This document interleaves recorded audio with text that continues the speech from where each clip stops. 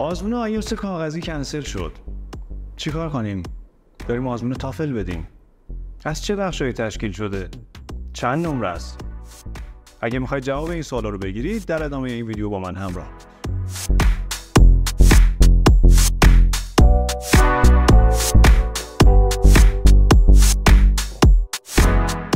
سلام دوستان، امیدوارم حالتون خوب باشه. فرزان محبوبی هستم و خوش اومدید به یک ویدیوی دیگه از آکادمی آیلتس ایپکس. همونطوری که بهت گفتم امروز میخوام در رابطه با آزمون تافل باهات صحبت بکنم. اما اول بریم ببینیم تافل مخفف چه چیزی هست. TOEFL مخفف Test of English as a Foreign Language هست. Test of English as a Foreign Language. آزمون TOEFL توسط مؤسسه ETS امریکا برگزار میشه که شما برای شرکت کردن توی چنین آزمونی میتونید با وارد شدن به وبسایت ets.org یا کاملتر بگم www.ets.org میتونید برید اکانت کاربریتون رو بسازید و به راحتی تاریخ و محل آزمونتون رو مشخص بکنید.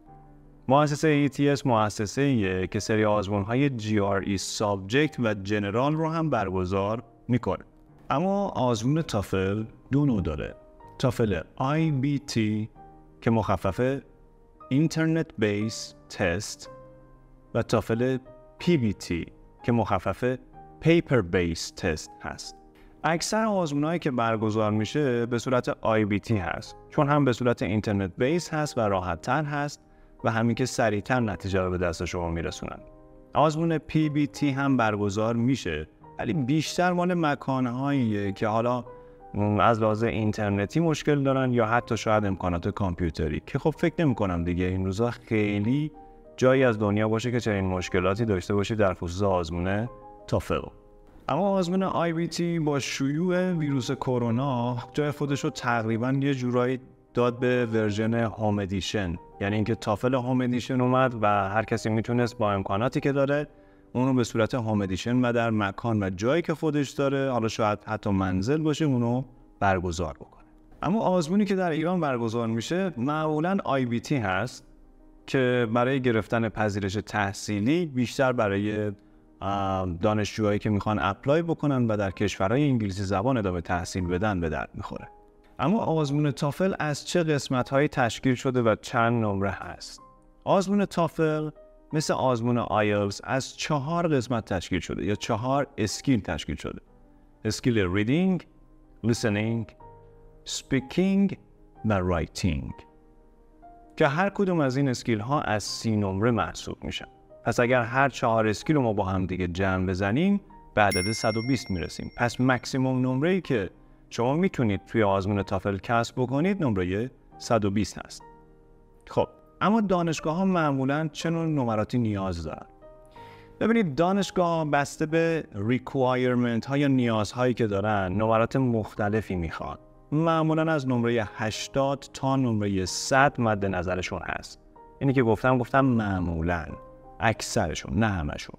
اما اگر بخوام بهتون بگم نمراتی که توی تافل کسب میکنن به چه صورته و چه نمره خوبی محسوب میشه، نمره 80 معمولاً نمره خوبی محسوب میشه.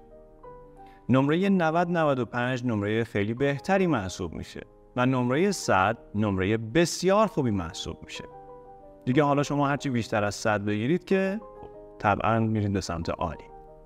اما 90 الی 95% دانشگاه ها سر بحث پذیرش تحصیلی نمره‌ای که نیاز دارن بین 85 تا 100 هستش.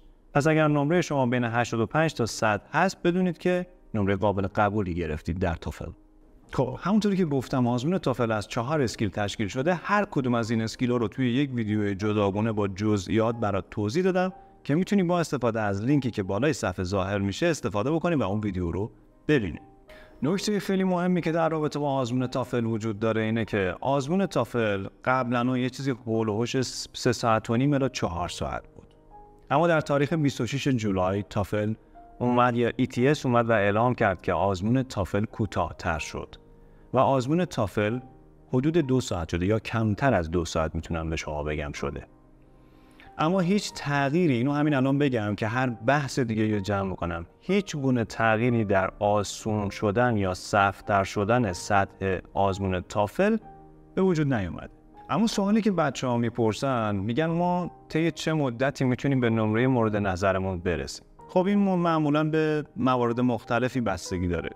به سطح زبان فعلی شما بستگی داره. شما باید ببینید که سطح زبان فعلیتون بیسیک هست، پرینترمدییت هست، اینترمدییت هست یا ادوانسد هست. خب بستگی به هر کدوم از اینا شما میتونید تایمی که براش میخواید بذارید کمتر یا بیشتر بشه. اما زمانی که شما باید بذارید تا به نمره مورد نظرتون برسید حدوداً 2 الی 6 ماه است، بسته به سطح زبانی که دارید. اما یکی از ابهاماتی که زبان آموزا دارن در رابطه با یادگیری تافل و آماده سازی خودشون برای آزمون تافل این هست که خب ما از چه منابعی میتونیم استفاده بکنیم برای اینکه خودمون رو برای روز آزمون آماده بکنیم. دقت کنید نگفتم منابعی که برای بالا آوردن جنرال نالجتون باشه، گفتم برای روز آزمون. خب یک سری منابعی هست یا سری تست هایی هست که آماده شدن به نام TPO که این TPO ها به صورت نرم افزاری هستن و شما باید بر روی سیستم خودتون نصب بکنید و از لحاظ شکل و شمایل و محیط آزمون دقیقاً شبیه آزمون تافل اصلی هستن و شما میتونید ازشون استفاده بکنید برای اینکه خودتون آماده بکنید. قبلا آزمون تافل از بخش‌های مختلفی تشکیل شده بود که اول با لیسنینگ و ریدینگ به عنوان بخش اول شروع میشد، یک استراحت 10 دقیقه‌ای میدادن و بعد از اون با بخش‌های اسپیکینگ و رایتینگ تموم میشد. حالا یک سری از اسکیل‌ها مثل ریدینگ و لیسنینگ حتی اصطلاحاً لانگ میخورد. یعنی چی؟ یعنی 2 سری سوال میومد و اون سوالای سری دوم البته شما نمیدونستی که سوالای سری اول یا سوالای سری دوم به عنوان سوالات نمونه هستن که سازمان ETS در اختیار شما میذاشت برای اینکه ببینه داوطلبین چه شکلی اون سوالا رو جواب میدن و اونا رو به عنوان سوالای اصلی در آزمون‌های بعدی استفاده بکنه. اما طی تغییراتی که در آزمون تافل به وجود اومده دیگه این قسمت‌ها حذف شده و زمان آزمون به زیر 2 ساعت کاهش پیدا کرده و شما میتونید با خیال راحت آزمونتون رو بدید و از جلسه بیاید. این بود اطلاعات جامع در رابطه با آزمون تافل. اگر سوالی دارید میتونید سوالات خودتون رو در قسمت کامنت ها بنویسید و قطعاً همه رو جواب خواهیم داد. ممنونم دوستان که تا انتهای این ویدیو با ما همراه بودید. اگر از ویدیوی ما خوشتون اومده حتما ویدیوی ما رو لایک کنید، کانال ما رو سابسکرایب بکنید و اون گزینه زنگوله رو هم فعال بکنید اگر میخواید به عنوان اولین نفرات از ویدیوهای ما با خبر بشید.